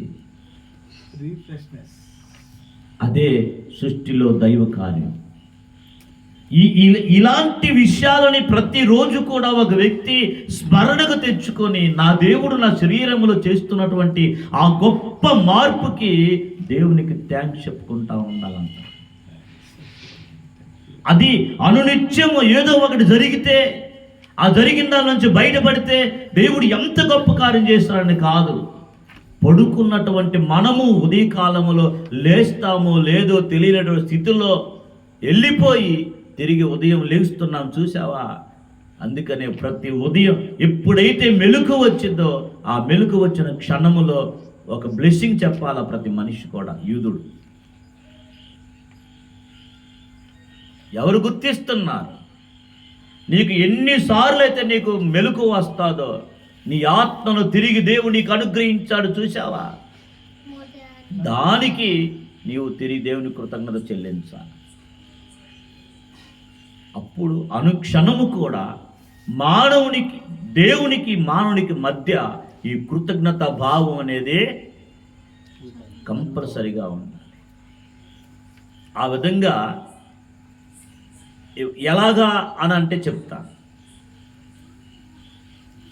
ఇశ్రాయేలు ప్రజలకి మీరు నా మాట వింటే ఆకాశము వర్షమిస్తుంది, భూమి పండుతుంది అని చెప్తా. దానికంటే ముందు ఆదాము గారి దగ్గరికి వెళ్ళి ఆదాము గారిని దేవుడు ఆజ్ఞ అతిక్రమించినప్పుడు మాట్లాడినప్పుడు నీ నిమిత్తము నేల శపించబడింది అని అన్నాడు. అది గచ్చ పొదలో ముళ్ళ పొదలో మొలుస్తుంది అన్నాడు. ఇప్పుడు మానవుడు అతిక్రమము చేయడాన్ని బట్టి నేల శపించబడింది. శపించబడక మునుపు నేల ఏమిటి? దాని స్టేట్ ఏమిటి మంచి సారవంతమైన ఫలం అనుకుంటున్నావు నువ్వు. అది ఏంటి? ఇప్పుడైనా ఏమన్నా మన భూభాగం సారవంతమైనటువంటి భూభాగాలు అని అంటున్నాం కదా. ఎర్ర రేగడి నేల, నల్ల నేల అని అంటున్నాంగా. అంటే మనకి అది అర్థం అవ్వదు, మనం చెప్పడానికి చెప్తాం. కానీ దేవుడు ఆ శాపమును భూమికి ఇవ్వక మునుపు భూమి యొక్క స్థితి ఏమిటి, భూమి ఎలాంటి పంట తీసుకొని వచ్చే విధంగా దేవుడు చేశాడు. అసలు అద్భుతం ఏంటంటే దేవుడు పలకగా భూమిలోని జంతువులు, భూమిలో నుంచి మొక్కలు ఇవన్నీ వచ్చాయి అని అంటే భూమిలో ఎంత కెపాసిటీ ఉంది. భూమిలో దేవుడు ఉంచినటువంటి ఆ యొక్క పవర్ ఎంత. అలాగా మనం ఆలోచిస్తే ఈ భూమి ఇప్పుడు నువ్వు అనుకున్నటువంటి విధంగా, ఒకవేళ నువ్వు అంతకుముందు సారవంతమైన నేల అని అన్నా కానీ అది నీ మట్టి బొర్ర, నీకు నాకు అర్థమయ్యేది కాదు మన మట్టి బొర్రకి. ఒకవేళ అర్థమైనా నీకు అర్థమైనటువంటి అవగాహనలో నుంచే మాట్లాడతావు తప్ప మనకి పూర్తిగా అది తెలియదు. చెప్పించబడిన భూభాగంలోనే మానవుడు సారవంతమైన నేల, ఈ నేల ఆ నేల, ఇది సౌడు నేల అని చెప్పి దాని కేటగిరీలు విభజించాడు అని అంటే దానికి ముందు ఒక సింహము ఆ మట్టిలో నుంచే పుట్టింది. ఈరోజు మనం చూస్తున్న ప్రతి జంతువు అదే మట్టిలో నుంచి పుట్టింది అని అంటే అప్పుడు ఆ మట్టికి ఉన్నటువంటి ఆ పవర్ ఏమిటి?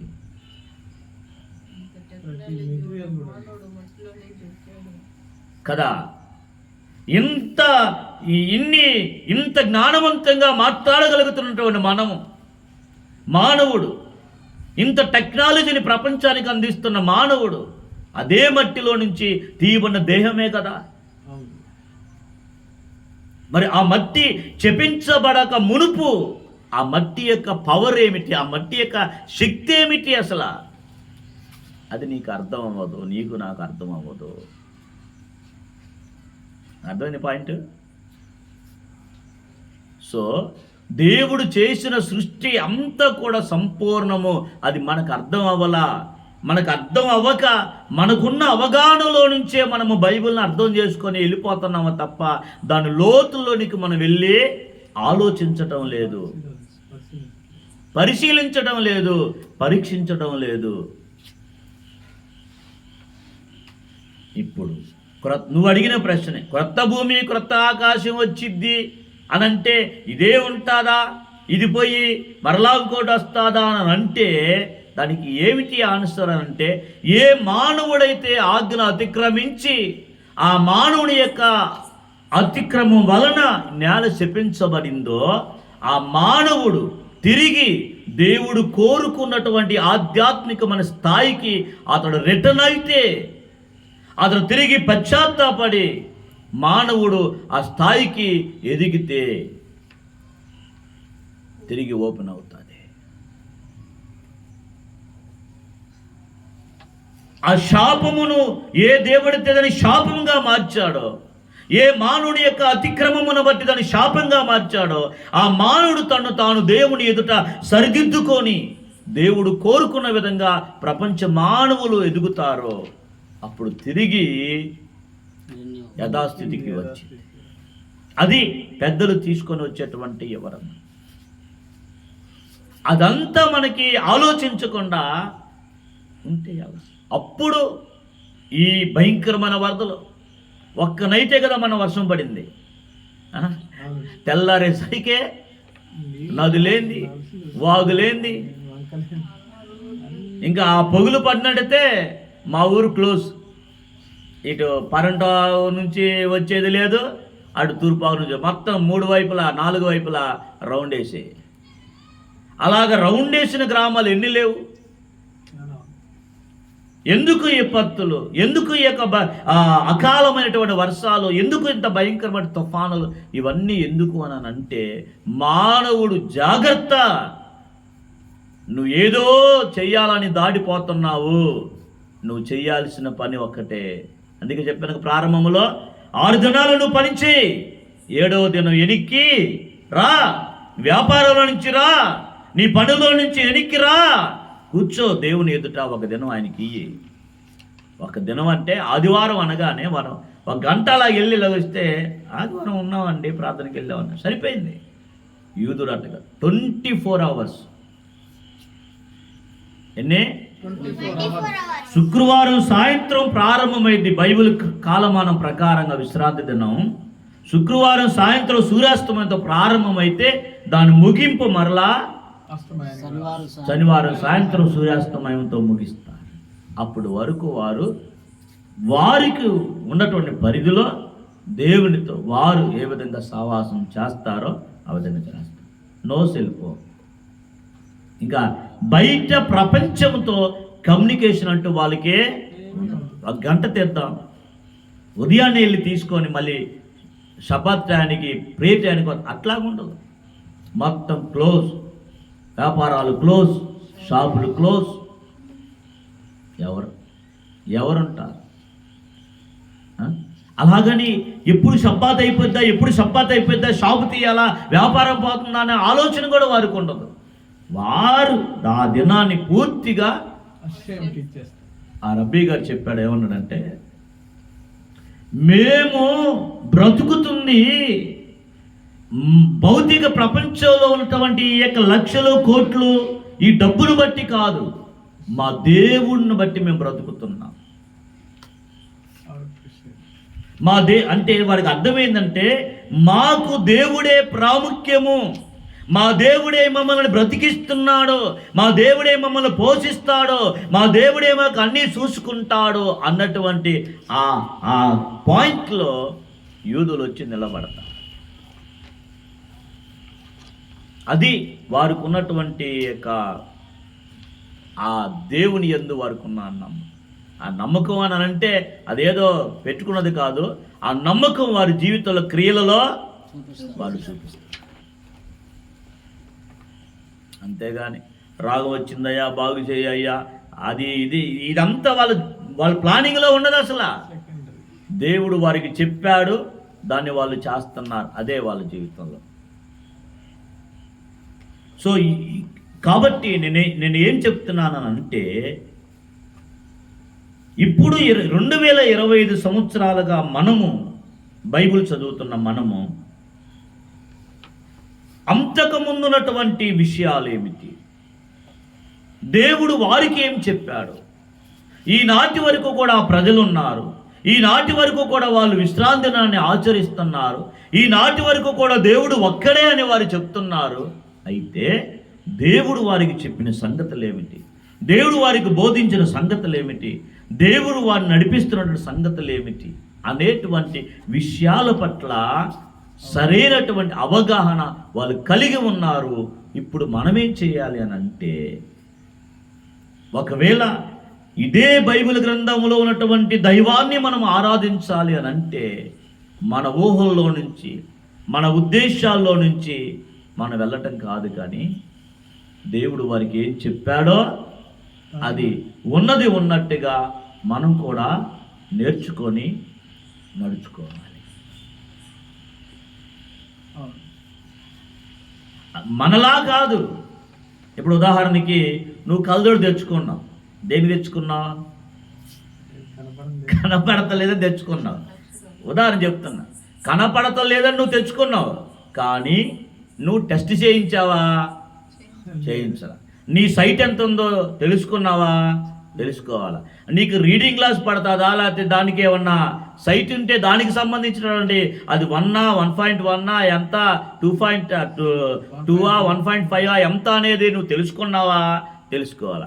ఇవేమీ తెలుసుకోకుండా స్పెడ్స్ కొనుక్కొని వచ్చి కనబడుతుందా అంటే అర్థం ఉందా? ఉన్న సూపర్ గాడ్ ఫర్ వీట్. అందుకనే నేను ఇలాగ అనుకున్నాను, నాకు కనబడతలేదు, నాకు కళ్ళజోడు కొనుక్కుంటే నాకు కనబడుతుంది అని అనుకుంటే పొరపాటు. అది పరీక్ష చాలా అవసరం, టెస్టింగ్ చాలా అవసరం. ఏ రోగంతోనైనా వెళ్ళు, నువ్వు టెస్ట్ అవసరం.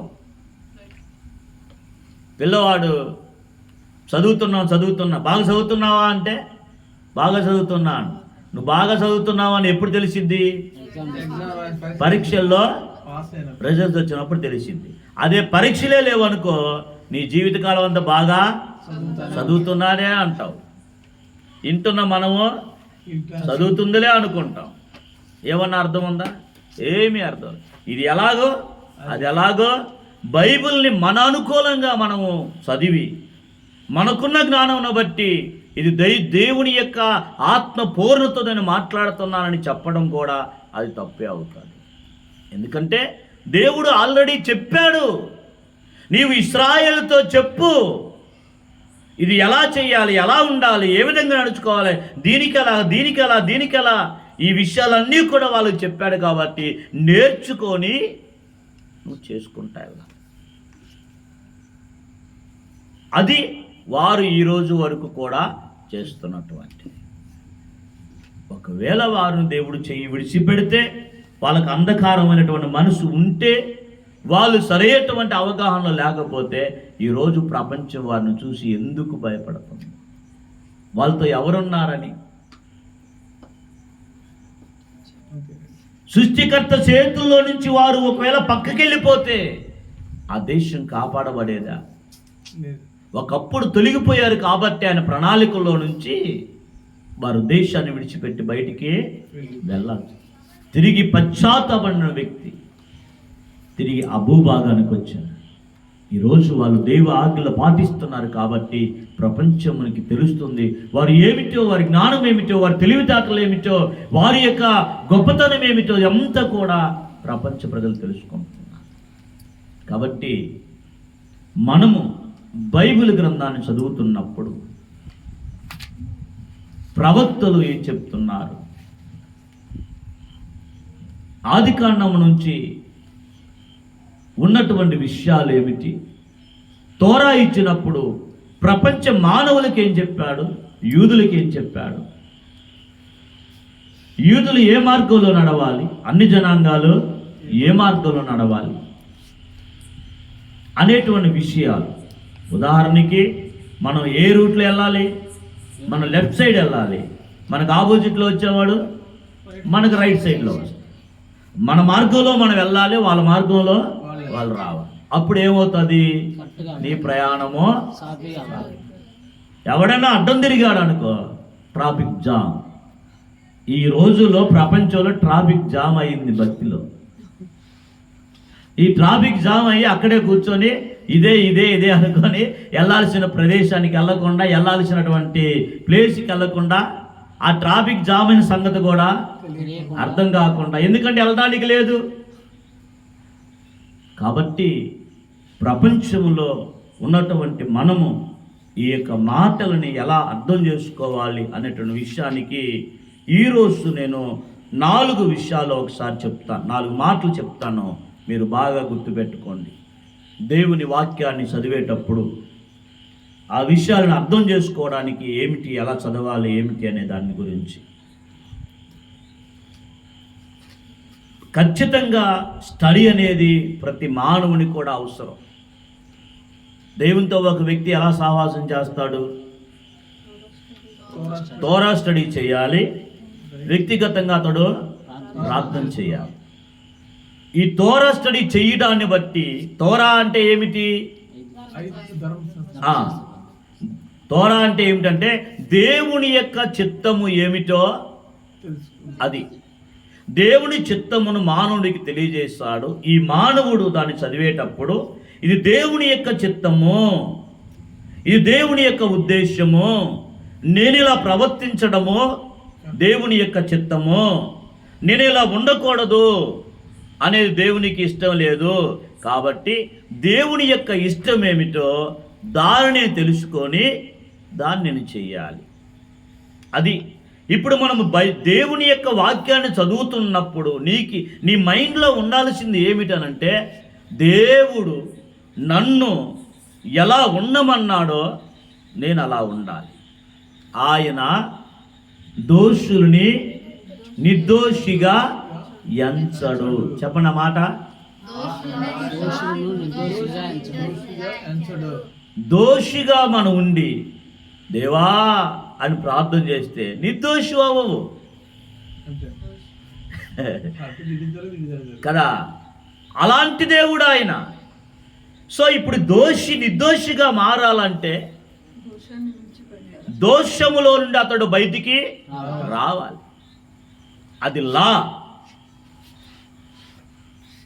దాని ప్రకారంగా నువ్వు బయటికి రావాలి. అది లేకుండా నన్ను క్షమించు అని అంటే, ఇంతకుముందు ఒక ఉపమానం చెప్పాను, ఏమిటి అనే మళ్ళీ నేను జ్ఞాపకం తీసుకొని వస్తాను. ఏంటి, ఒక రబ్బీ గారి గురించి ఒక వ్యక్తి మనం లక్షణోరా మాట్లాడుకున్నప్పుడు చెప్పాం కదా. ఆ రబ్బీ గారి గురించి ఈ వ్యక్తి అందరికి కూడా చెడ్డ సమాచారం చెప్పాడు. ఆ పాస్ట్ ఒకరు మనకు అర్థం అవ్వడానికి అనుకో, ఆ పాస్ట్ గారు అలాంటోడు, ఈ పాస్ట్ గారు ఇలాంటోడు, ఆయన అది ఇది అది తెలియదు ఇది తెలియదు ఏదేదో అని ఇలాగ ఏదో చెప్పాడు ఒక వ్యక్తి. ఆ విషయం ఈ పాస్టర్ గారి దగ్గరికి వచ్చింది. సరేలే అనుకొని ఊరుకున్నాం. కొంత దూరం వెళ్ళిన తర్వాత, కొంత సమయం వెళ్ళిన తర్వాత ఆ వ్యక్తి పశ్చాత్తాపడాలనుకుంటున్నాడు. అరే, నేను అనవసరంగా నా మైండ్కి అర్థమవుతుంది, నేను అబద్ధాన్ని ఆయనకి విరోధంగా ప్రకటించాను అని నాకు అర్థమవుతుంది. ఇప్పుడు నేను పశ్చాత్తాపడాలి. కాబట్టి రబ్బీ గారి దగ్గరికి వెళ్ళి, పాస్టర్ గారి దగ్గరికి వెళ్ళి, పాస్టర్ గారు అండి, సారీ అండి, నన్ను క్షమించండి, మీ గురించి నేను తప్పుగా మాట్లాడడం కాదు, చెప్పానండి అందరికీ, నన్ను క్షమించండి అని చెప్పేసి అని ఈ చెడ్డ మాటలు చెప్పినటువంటి వ్యక్తి రిటర్న్ వచ్చి చెప్పడం జరిగింది. అప్పుడు రబ్బీ గారు, ఓకే, నువ్వు మార్కెట్కి వెళ్ళి ఈకలతో ఉన్నటువంటి ఒక దిండు కొనుక్కొని రా అని చెప్పేసి చెప్పడం జరిగింది. సో ఇప్పుడు అతను రబ్బీ గారు బహుమానం అడిగాడు అనుకున్నాడు. ఇప్పుడు ఏంటి, పాస్టర్ గారు ఏదైనా కోరుకుంటే విశ్వాసికి అది తీసుకొచ్చి ఇవ్వడమే కదా. అలా భావించి ఈ వ్యక్తి వెళ్ళిపోయి ఎదికి మంచి కాస్ట్లీ ఏకలు ఉన్నటువంటి ఆ పిల్లోని కొనుక్కొని వచ్చారు. రబ్బీ గారండి, ఇదిగండి మీరు అడిగినటువంటి పిల్లో అని సంతోషంగా వచ్చారు. కమ్ అని చెప్పేసి ఆ వ్యక్తిని పై ఫ్లోర్కి తీసుకొని వెళ్ళిన తర్వాత అక్కడ నుంచి దాన్ని మొత్తం కూడా చించి మొత్తం కూడా గాలికి ఎగరేశారు. ఏకం మొత్తం కూడా గాలికి ఎగరేసి చెప్పాడంట, నువ్వు వెళ్ళి అవన్నీ కూడా మళ్ళీ తీసుకొని రావని చెప్పాడంట. అప్పుడు అతనికి అప్పుడు దాకా సంతోషంగా పిల్లు కొనుక్కడానికి వెళ్ళి తీసుకొని వచ్చినటువంటి వ్యక్తి ఇప్పుడు ఇతడు ఏమంటున్నాడు, ఎంతో కోపంతో, అదేంటి రబ్బీ గారు అలాగంటారు, ఎంతో ఎదికి ఎంతో మంచి పిల్లో తీసుకొని వస్తే మొత్తం కూడా విరిచేసి కోసి అన్నీ ఎగరగొట్టి గాలికి తీసుకొని ఏరుకొని రా అంటారంటే అది ఎటెటు వెళ్ళిపోయిందో, ఏ దిక్కుకి వెళ్ళిపోయిందో, ఏ సందులో పడిందో, ఏ గొంతులో పడిందో, ఎవరింటి మీద పడిందో ఏంటో నాకు ఎలా తెలుస్తుంది అని చెప్పేసి రబ్బీ గారిని తిరిగి మరలా ప్రశ్న. నిజమే, మంచి తెలియగలిగినోడే మరి. అప్పుడు రబ్బీ గారు చెప్పారంట, నిజమే, ఇది ఎలా నువ్వు తిరిగి కలెక్ట్ చేయలేకపోయావో, నీవు నా గురించి చెప్పినటువంటి చెడ్డ సమాచారం కూడా తిరిగి నువ్వు పశ్చాత్తాపడాల్సి వచ్చినప్పుడు ఏ అబద్ధాన్నైతే లేని దానిని పుట్టించి చెప్పావో, వాస్తవం నుండి తప్పించడానికి నువ్వు చెప్పావో, అది తిరిగి నువ్వు పశ్చాత్తాపడాల్సి వచ్చినప్పుడు ఆ మాటలు ఎక్కడికి వెళ్ళిపోయాయో, నీవు ఎంతమందికి చెప్పావో, వారు ఎంతమందికి చెప్పారో, అలాగా ఎంతమందికి ఎన్ని గ్రామాలకి అది స్ప్రెడ్ అయిందో అతన్నిటికీ ఎలా పశ్చాత్తాపడతావు, అతన్నిటిని ఎలా నువ్వు కలెక్ట్ చేసుకొని వచ్చి పెడతావు. అక్కడ దొంగతనం చేస్తే, ఏదో దొంగతనం చేసావురా, 10,000 సార్ తీసుకొని రా, 10,000 ఒక క్వాంటిటీ ఉంది కాబట్టి కదా. సో ఇలాగా ఈ చెడ్డ మాటలు తీసుకొని వెళ్ళి రకరకాలుగా నువ్వు తీసుకొని వస్తే తిరిగి పశ్చాత్తాపడటానికి సమయం వచ్చినప్పుడు నువ్వు పశ్చాత్తాపడటానికి కూడా అవకాశం లేదు. మనకి రాబోయేది ఏలూరు మాసం వస్తుంది కాబట్టి ఆ ఒక వ్యక్తి ఎలా తిరిగి దేవుని దగ్గరకు రాగలుగుతాడు అనేటువంటి విషయాలు మనం ఆ సబ్జెక్టులు మనం తీసుకుంటాం. దానికి పునాదిగానే ఇప్పుడు మనం తీసుకొని వచ్చినటువంటి విషయాలన్నీ కూడా. అందుకనే ఇశ్రాయేలు నువ్వు తిరిగి రానుద్దేశిస్తే నువ్వు ఎక్కడికి రావాలి, నువ్వు నా దగ్గరికే రావాలి అని అన్నాడు. ఎక్కడికి? ఇశ్రాయేలు నువ్వు తిరిగి రానుద్దేశించిన ఎడలా నీకు ఈ ప్రపంచములో ఎక్కడ క్షేమమో కాదు, నువ్వు నా దగ్గరికే రావాలని దేవుడు ఆ ప్రజలకి ప్రవక్తల ద్వారా చెప్పడం జరిగింది. వెళ్ళగొట్టబడినా ఆయన దగ్గరే ఉంటాడు. వాళ్ళేమన్నా తర్వాత మనం చదువుకున్నటువంటి 44వ కీర్తనలో ఉంటుంది, ఆయన మమ్మల్ని నక్కల పాలు చేశాడు, లేకపోతే అలా కొట్టాడు, ఇలా కొట్టాడు, ఇలా చెదరగొట్టాడు, అలా చెదరగొట్టాడు, ఎంత శ్రమలు మా మీదకి వచ్చినా మేము నిన్నో మరువలేదు మనం. అది వాళ్ళ యొక్క స్టాండ్. కాబట్టి మన ఊహల్లో నుంచి, మన ఉద్దేశాల్లో నుంచి ఒకవేళ ప్రకటన చేస్తే అది తప్పు అని మనం తెలిసిన తర్వాత ఎన్ని ప్రసంగాలు మనం చేసామో అన్ని ప్రసంగాలు తిరిగి రిటర్న్ చేసుకోలేము. అందుకనే బైబిల్ని మనం చదివేటప్పుడు చాలా జాగ్రత్తగా చదవాలి. అది దేవుడు ఉన్నది ఉన్నట్టుగా ఎలా దాన్ని వాళ్ళకి ఇచ్చాడో, ఆ ప్రజలకి ఎలాగిచ్చాడో, వారు ఎలా చదువుతున్నారో దాన్ని మనం నేర్చుకొని ఆ విధంగా చదవాలి. దానికి 4 మాటలు చెప్పి మనము క్లోజ్ చేద్దాం. విషయం చెప్తామైతే నెక్స్ట్ మళ్ళీ మనం నేర్చుకుంటాం. వాక్యాన్ని పరిశీలించడానికి 4 ప్రధానమైనటువంటి అంశాలు. 1, చెప్పబడినటువంటి వాక్యము అది ఆ సందర్భములో ఉన్నదా లేదా అని పరిశీలించాలి. నమ్మకూడదు. ఏం చేయాలా? చెప్పబడినటువంటి వాక్యము అది ఆ సందర్భములో ఉందా లేదా అని పరిశీలించాలి. నమ్మకూడదు. అదేంటి? అదేం చెబుతున్నాడో పరిశీలించడం అనేది చాలా ప్రాముఖ్యం. అంటే ఎక్కడ చెప్పాడు అంటే ఏదైతే మనకి లేఖనము అనగా ఉన్నటువంటి 39 పుస్తకాల్లో ఉన్నటువంటి వాక్యాలని కొత్త నిబంధనలో లేఖనము అని అంటున్నారు. లేకపోతే ప్రవక్తలు చెప్పినటువంటి మాటలు అని అంటున్నారు. 2 విషయాలు వాడతారు. అర్థమైందా? వ్రాయబడినటువంటి మాటలని అలా రాస్తారు. అందుకని చెప్తున్నాను, అలా ఉందా లేదా అనే ఆ సందర్భాన్ని పరిశీలించాలి. పరిశీలిస్తేనే కదా నీకు వ్యత్యాసం అనేది అర్థమవుతుంది. 2వది, చెప్పబడినటువంటి వాక్యము అది ప్రవచనాత్మకంగా చెప్పబడిందా లేక వేరే విధంగా చెప్పబడిందా అని పరిశీలించాలి. ఏంటది?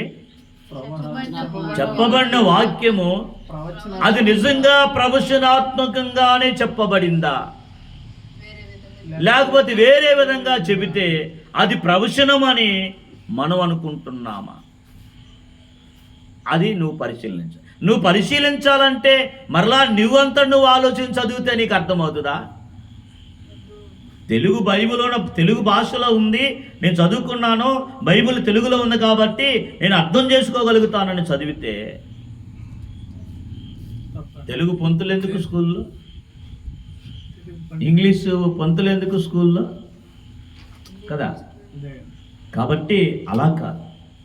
నీవు తెలుగు వచ్చినా దాన్ని ఎవరైతే దేవుడు చెప్పినట్టుగా వివరించగలుగుతారో ఆ ప్రజల దగ్గర ఆ విషయాలను నేర్చుకోవాలి, పరిశీలించాలి. లేకపోతే నీకు ఒక ఆలోచన వచ్చింది, అది ఆత్మ అని అనుకుంటావు. నీకు ఇంకొక ఆలోచన వచ్చింది, అది ఆత్మ అనుకుంటావు.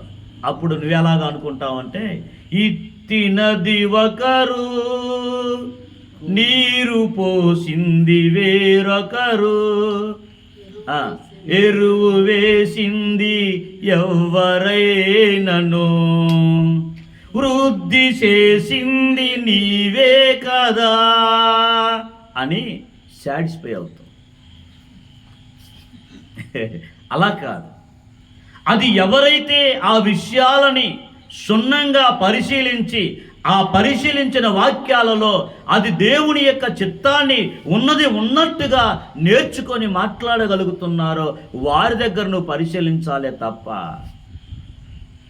ఇంకొకరి దగ్గర పరిశీలిస్తే ఏం తెలుస్తుంది?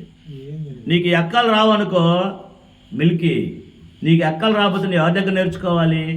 నీకు వచ్చిన వాళ్ళ దగ్గర నేర్చుకోవాలా, రాని వాళ్ళ దగ్గర నేర్చుకోవాలా? ఒకవేళ వచ్చినట్టు బెల్లప్పించిన దివ్య కూడా తప్పు చెప్పచ్చు. అప్పుడు మనం దాన్ని ఇంకా హై లెవెల్గా అది ఉందా లేదా అని. స్టడీ అంటే స్టడీయే, నమ్మటం అంటే ఏమనయ్యా ఇవన్నీ మాకు అనవసరం, మా పితరులు వస్తున్నారు ఎప్పుడు ఉంచి అదే మేము వెళ్తాము అనుకుంటే దానికి అసలు ముందే లేదు, దానికి ఏం లేదు, ముందే లేదు. నువ్వు హాస్పిటల్కి రావాలని వస్తే డాక్టర్ గారు చెప్పిన పద్ధతిలో నువ్వు వెళ్తే అప్పుడు శ్రేష్టమైన ఆరోగ్యంతో నువ్వు ముందుకెళ్తావు. ఒకటి. మూడవది ఏమిటంటే చెప్పబడినటువంటి వాక్యము అది ఏదైతే మెస్సియా వస్తాడనేటువంటి ప్రవచనాలు ఉన్నాయో అది మెస్సియాకు సంబంధించిందేనా కాదా? ఎందుకనంటే ప్రపంచము ఏ వ్యక్తి కోసమైతే యూదులు ఎదురు చూస్తున్నారో ఆ వ్యక్తి వచ్చి వెళ్ళిపోయారన్నటువంటి భ్రమలో ఉన్నారు. కాబట్టి నిజంగా ఆ వాక్యాలు ఆయనకి సంబంధించినవా కాదా అని పరిశీలించాలి, పరీక్షించాలి.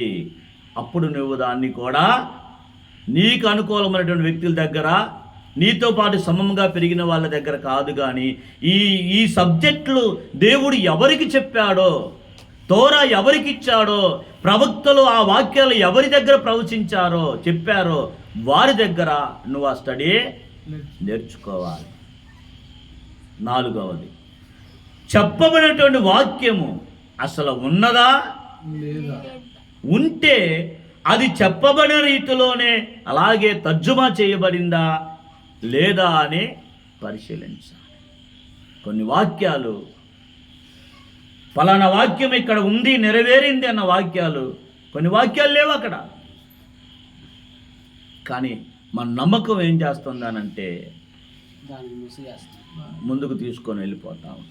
పరిశీలన, పరీక్ష చాలా అవసరం. తరువాత ఇప్పుడు అలాగంటే మనము ఈ రీతిగా దేవుణ్ణి అర్థం చేసుకోవాలి. అసలు దేవుని అర్థం చేసుకోవటం, అవగాహన చేసుకోవటమే అదొక పెద్ద సబ్జెక్ట్. దేవుడు నాకు తెలుసు అన్నది ఆ సబ్జెక్టు మనం నేర్చుకుంటే నీకెంత తెలుసో తెలిపోతుంది. అప్పుడు ఆ సబ్జెక్టులు నేర్చుకున్న తర్వాత నాకు దేవుని గురించి ఏమీ తెలియదు అన్న పాయింట్, ఆ స్టడీ అనేది నేర్చుకుంటే కదా మనకు అర్థమవుతుంది. అందుకనే నేను ఈ విషయాలు నాకు ప్రారంభంలో తెలిసినప్పుడు ముందు అసలు ఇదేదో మొత్తానికి చాలా డిఫరెంట్గా ఉంది, నేను వెళ్ళినటువంటి త్రోవలో ఇది లేదు, ఇది నేను వెళ్ళిన త్రోవకు వేరో విధంగా ఉంది, కాబట్టి ఖచ్చితంగా దీని గురించి స్టడీ చేయాలని దీన్ని ఆపి అప్పుడు స్టడీ చేయటం ప్రారంభించాను. అందుకే నాకు దొరికింది. అర్థమైందా? నాతో పాటు పెరిగిన వాళ్ళు ఉన్నారు, నాతో పాటు సేవ చేసిన వాళ్ళు ఉన్నారు, అందరూ అక్కడే ఉన్నారు. ఈరోజు సావుకులతో మాట్లాడుతున్నప్పుడు అంతేలే, అలాగే ఉందిలే అని అంతేలా అలాగే ఉందిలే అంటే ఈ కొంతమంది మాట్లాడటానికి ఇష్టపడరు. ఇదంతా ఏమిటనంటే నిజంగా నీ లోపల దేవుని యొక్క స్పార్క్, దైవ చిత్తానికి నేను లోబడే విధంగా చేయాలనే ఆ తపన నీలో ఉంటే ఖచ్చితంగా నీవు ఉన్నటువంటి ఆ స్థితిలో నుంచి నీవు దేవునికి కొరకు బతకడానికి ఎంతైనా పైకి లేస్తావు. అది మన అన్న వచ్చాడా, మన తమ్ముడు వచ్చాడా, మన బామద్ది వచ్చాడా, ఇదంతా కాదు. అబ్రహాం గారు ఎవరొచ్చి నడిచాడు? అబ్రహాం గారికి ఏ అన్న వచ్చి చెప్తే అబ్రహాం గారు సృష్టికర్త మార్గంలో నడిచాడు? అబ్రహాం గారు ఒక్కడే ఆ తరములో నిలబడ్డాడు కదా. ఈ విషయాలన్నీ కూడా ఇది దైవ సంకల్పములో మనం నడవాలనుకున్నప్పుడు మన చుట్టూ ఉన్న ప్రపంచము ఎలా ఉన్నా దైవ చిత్తానికి మనము జీవించాలి. ఎందుకంటే ఒకప్పుడు కన్ను మూస్తే ఓపెన్ అయితే కనబడేదే ఆయన చిత్తమే. కాబట్టి ఈ కన్నులుండగానే దైవ చిత్తం గురించిన అన్వేషణ, తపన నీలో ఉంటే నీ ఉన్న స్థితిలో నుంచి నువ్వు పైకి రావడానికి వెళ్తా. అప్పుడు నిన్ను అడ్డుకునేవాడు కానీ నిన్ను ఆపేవాడు కానీ ఎవ్వరో ఉండరు.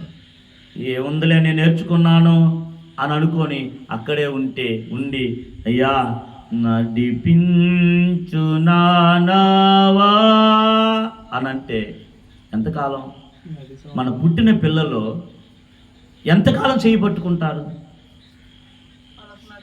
వాడి జీవిత కాలం అంతా నీ చేయి పట్టుకొని నడిస్తే నీవు ఎలాగుంటావు?